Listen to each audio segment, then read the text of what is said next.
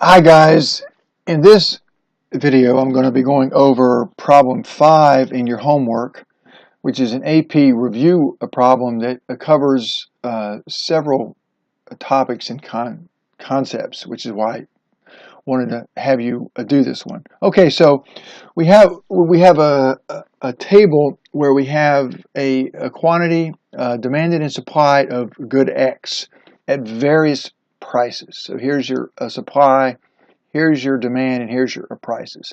So if we look and think about what this would look like on a graph, we can see that as price goes up, demand goes down. So we've got a downward sloping demand curve here.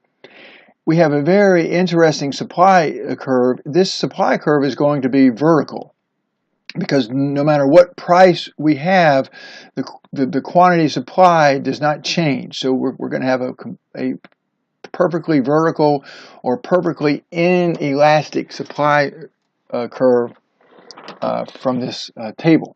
Okay, so the first question is we're wanting to find out or wanting to know is the demand for a good X. Is it relatively elastic, relatively inelastic, unit elastic, or perfectly elastic, or perfectly inelastic when the price changes or decreases from 30 to 20? So then we want to explain our answer. So when the price is dropping from $30 to 20 per unit, the quantity demanded is increasing from 1 to 3. So we can simply use our formula, which if you will remember is the percentage change in quantity demanded over the percentage change in price, and we're using our midpoint formula here in this calculation. So we just simply want to take the change in quantity demanded, where we end up, and subtract from that where we started. So we're going from 1 to 3, so we want to subtract 3 minus 1, and then we want to take the average of that change, the midpoint of that change, which would be the average. Then we want to do the same thing for the price. The price is going from 30 to 20, so we want to subtract 20 minus 30 over the average. And when we do the math, we end up with a price elasticity of demand of negative 2.5. And remember, we always take the absolute values. So this is a price elasticity of demand of well over 1. So we can say this is relatively elastic because it's greater than 1. Now, just to make sure I did this math correctly, and to show you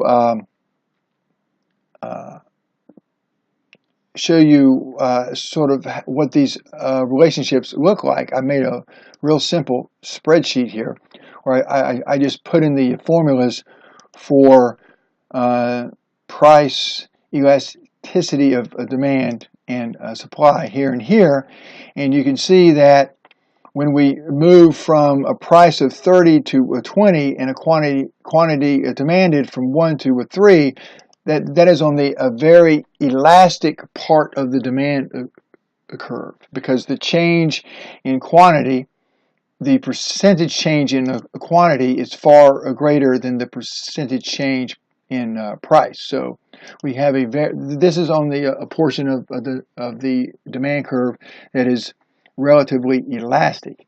Now, when we move farther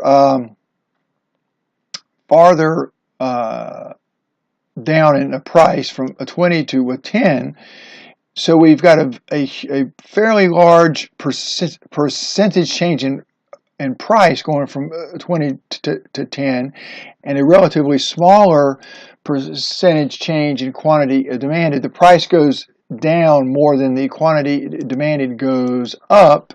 So now we're below 1. So now at this point in the demand curve, our elasticity of demand is negative 0.43, or an absolute value of less than 1. Okay, now we can also use a total of revenue to look at this. If we go, when we're going from price 30 to a 20 and quantity demanded from 1 to a 3, we can see that our total revenue, which is price times quantity, I put that formula in right here, price times quantity, you can see that our total revenue doubles when we lower our price from 30 to a 20 and our quantity it goes up from 1 to a 3. Now, and so when our total revenue is increasing, we are on the elastic portion of the demand curve. Now, going from price 20 down to 10 and quantity demanded from 3 up to 4, we actually lose. Our total revenue actually goes down. We're going from $60 to $40 in total revenue. That tells us that we are on the relatively inelastic portion of our demand curve. So these spreadsheets like this helps you see these relationships easily. Okay, let's go back. What is next? So part II here, or part 2 here, is asking, is the supply of a good X relatively elastic, relatively inelastic? Let me find my green ball here. Relatively inelastic, unelastic, perfectly inelastic when the price changes from 30 to 20. It goes down from 30 to 20.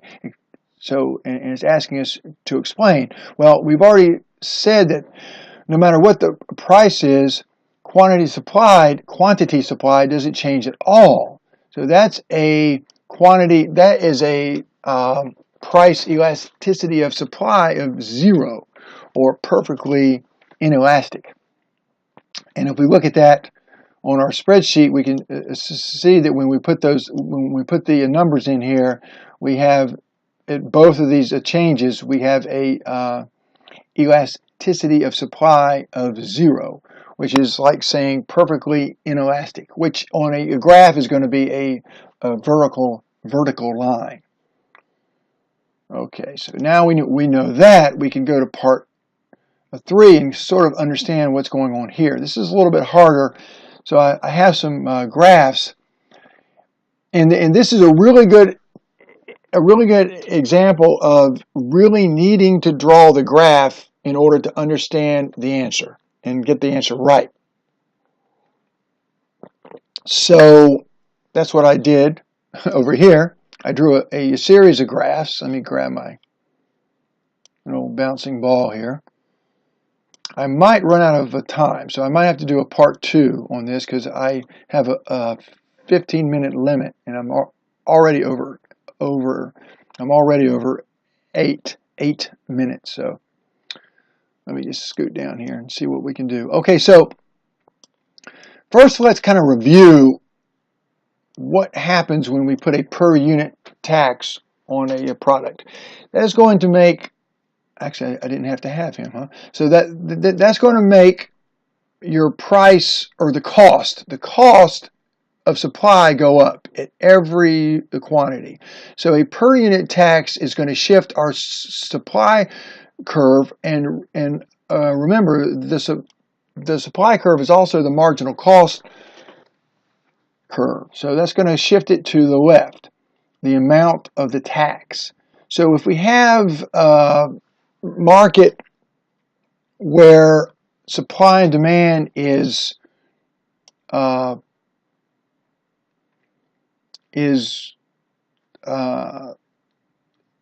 close to a unit elastic, where these curves are moderate, they're not too flat and they're not too steep, then we can see that the share of the share of the per unit tax is fairly evenly distributed between the buyer, or the consumer, and the seller, or the producer. So how do we figure this out? Well, once we shift the supply to the left, we have a new quantity and a new a price, Q2 and P2 right here. And then what we want to do is we want to look at where the new quantity, whoops, let me undo that. Okay, we want to look at where the new quantity intersects the old supply, and then draw a line over from that point. And from the old price down, that part right here, this is going to be the share paid by the producer or the seller.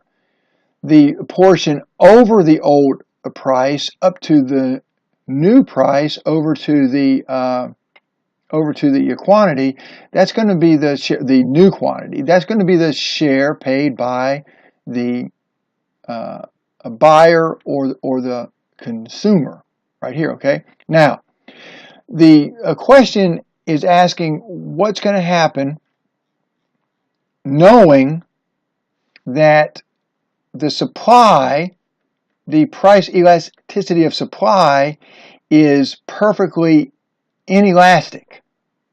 Okay, we determined that in part 2. Okay, so what I'm doing down here is I'm kind of showing you sort of what happens as the supply curve gets more inelastic. Okay, so this isn't perfect. Perfectly inelastic. Perfectly inelastic would be if this supply curve was vertical, and I'm going to show you that after. I'm going to show you that last, but I kind of wanted you to see it's really hard to see what's happening with the supply curve perfectly inelastic. So I'm going to show you sort of what happens as we move in the direction of a more inelastic supply. So I've changed this from here to here. I've made the supply much more inelastic. And you can see when we apply the same principle, and I've made the attacks change the same. So when we have a more inelastic supply, you can see that the share paid by the buyer gets a lot smaller, and the share paid by the producer or the seller gets a lot larger. So without doing anything else, we can sort of extrapolate from that and say, well, if we see this much of a change going from a relatively elastic supply to a relatively inelastic supply, then probably what's going to happen when we go to a perfectly inelastic supply, then the producer is going to pay all of it. And that is exactly what happens.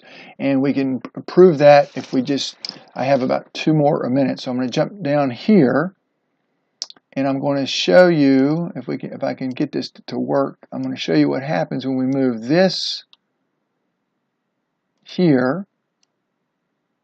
And now the attacks is just straight up to here. Price does not change at all. The new supply is the old supply. I mean, it doesn't change because it can't. So now we can just simply say, so since price, and this is, and we can just scoot this out of here. So this is going to be what it looks like, and you end up with everything, the total share of the attacks here is going to be paid by because this is P1 and P2 because it did not change at all, and quantity did not change at all. So if this is going to happen, then the producer pays the full share of the tax. Okay, I think I've gotten through. Yes, I've gotten through part A of this problem, and I've got a little bit more to do, and I'm about out of time. So I'm gonna talk about part B of problem 5 in the next video.